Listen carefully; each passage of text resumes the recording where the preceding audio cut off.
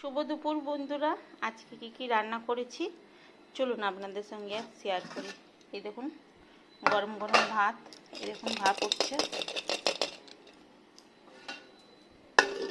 আর এই যে প্রথম ভাতে খাওয়ার জন্য 3টে আলু মাখা, কারি পাতা, গোটা সর্ষে আর শুকনো লঙ্কা দিয়ে।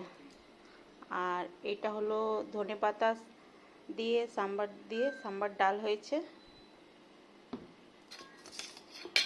আর এটা হচ্ছে ডিমের ঝোল।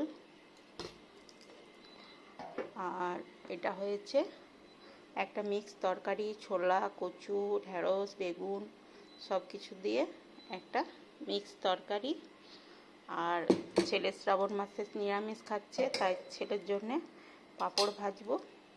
ব্যাস, এটাই হলো আজকে দুপুরের আয়োজন।